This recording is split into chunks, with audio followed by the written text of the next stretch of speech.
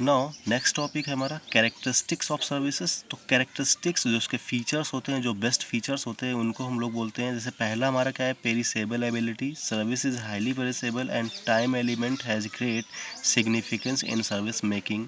Service is not used in time is lost for ever. That is, यहाँ पर time का बहुत बड़ा इंपॉर्टेंस रहता है कि कोई भी सर्विसेज आपकी लिमिटेड टाइम के लिए ही अवेलेबल होती हैं। अगर आपने उस समय पर उनको यूज़ नहीं किया तो वो क्या हो जाएंगी, परमानेंटली लॉस कर जाएंगी। अगर आपको दोबारा उस सर्विस को लेना है तो आपको फिर से पेमेंट करना पड़ेगा। तो इस सर्विसेज को हम लोग स्टोर नहीं कर सकते हैं।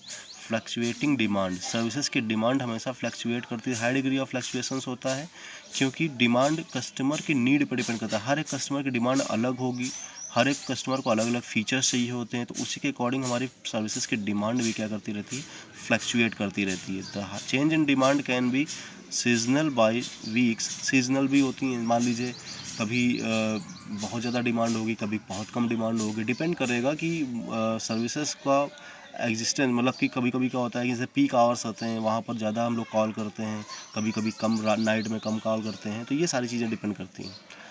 इनटेंजिबिलिटी, that is next characteristic. Services को हम लोग टच नहीं कर सकते हैं, फील कर सकते हैं, उसको सेंस कर सकते हैं। फिजिकल एग्जिस्टेंस सर्विसेज का नहीं होता है, यही हमारा इंटेंजिबिलिटी होती है। Then inseparability, personal service cannot be separated from the individual and some personalized services are created and consumed simultaneously।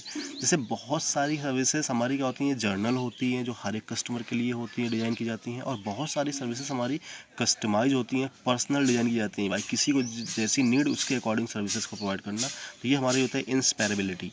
हेट्रोजेनिसिटी,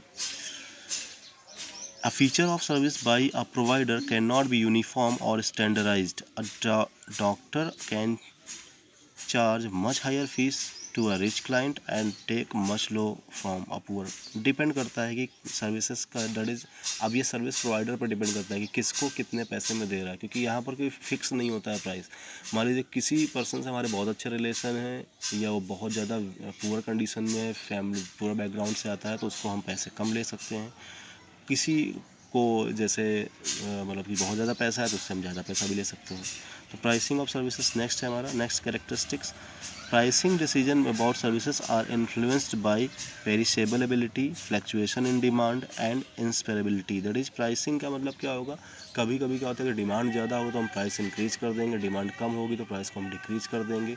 depend करेगा सीजनल कितना है उसकी डिमांड आ रही है। Pricing of services depend on demand and competition पे भी डिपेंड करेगा। अगर बहुत ज़्यादा कंपटीशन मार्केट में हो रहा है तो हमें सर्विसेज की प्राइस को डिक्रीज़ करना पड़ेगा। तो ये सारी चीज़ें डिपेंड करती हैं डिमांड एंड सप्लाई पे।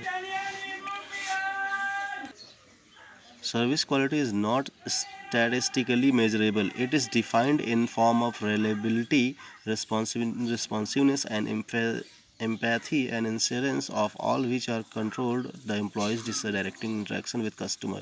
that is, कस्टमर से डायरेक्ट इंटरेक्शन बेस्ट से बेस्ट होना चाहिए, तभी हम लोग सर्विसेज को बेस्ट तरीके से प्रोवाइड करा पाएंगे। Thank you.